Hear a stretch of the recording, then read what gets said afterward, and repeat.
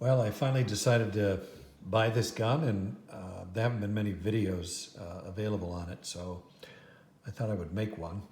This is the M&P 2.0 subcompact.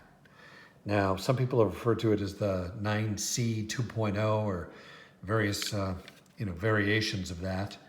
But this is really a slimmed down version of the 2.0 compact. If you recall, the 9C came out, I want to say 2008, 2009, and it was the only compact available in the M&P line versus the full-size M&P, which had a 4.25-inch barrel. However, they've kind of done upgrades to the 2.0 series. I think about 2 years ago, the 2.0 compact came out, and I bought one and loved it. It's a great gun, but it's a little big for springtime, summertime carry. So when this came out, I was real excited. I never really owned the 9C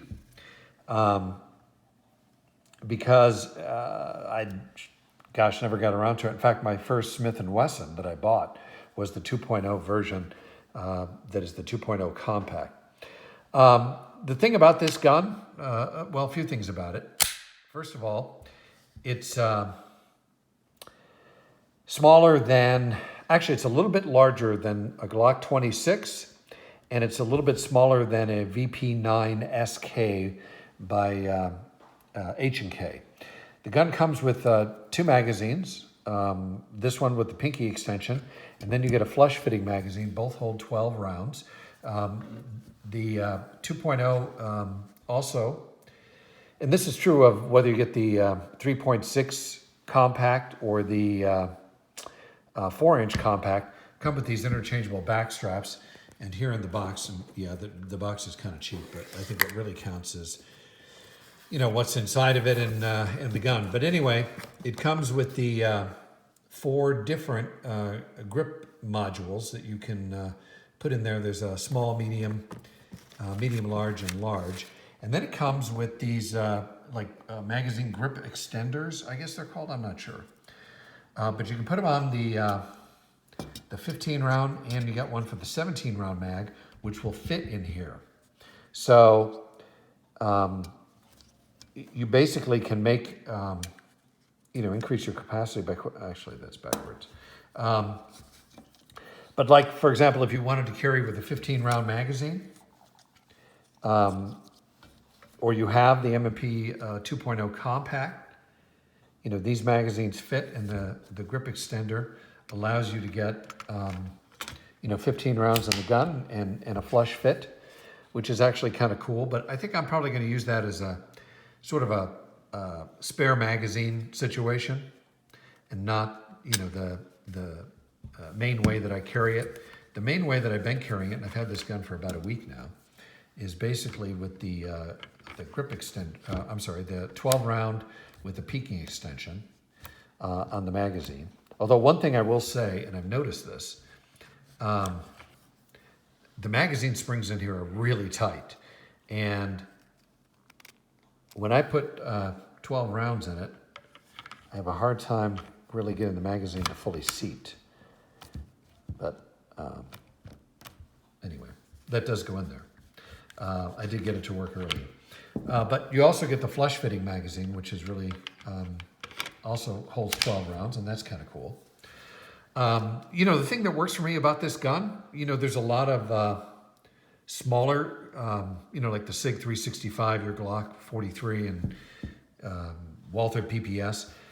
But this gun is almost as small. I mean, it's a little bit bigger. It's certainly bigger than the 365 and a little bit thicker. But it holds 12 rounds, and it's a lot more shootable than some of those smaller, really small subcompacts like the 365. Don't get me wrong, I shot the 365, and actually for a small gun, it's fairly shootable, but nowhere near as shootable as a gun this size.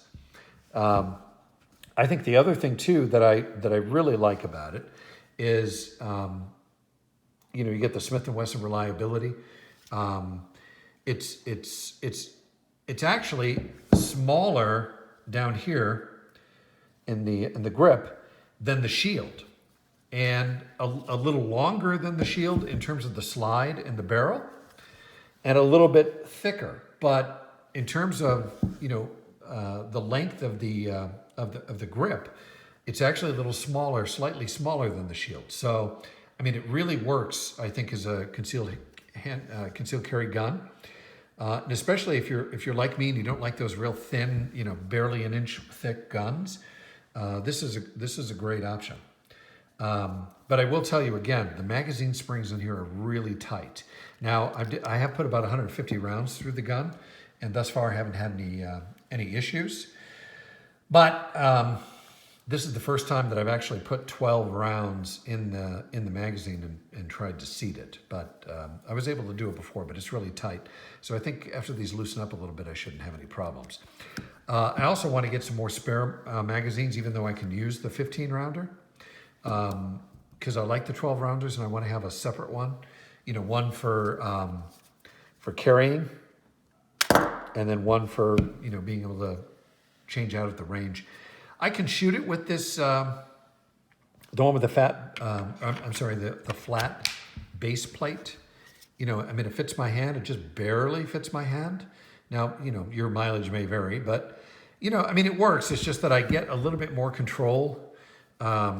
With the pinky extender, and it's a little bit easier to draw it out of the holster with this. But anyway, really a great option for concealed carry if you don't want a micro pistol, but you want something small with decent capacity and balances out the size with shootability. The M&P 2.0 subcompact, great gun. Hopefully I'll have some more reviews on it before too long. Okay, bye.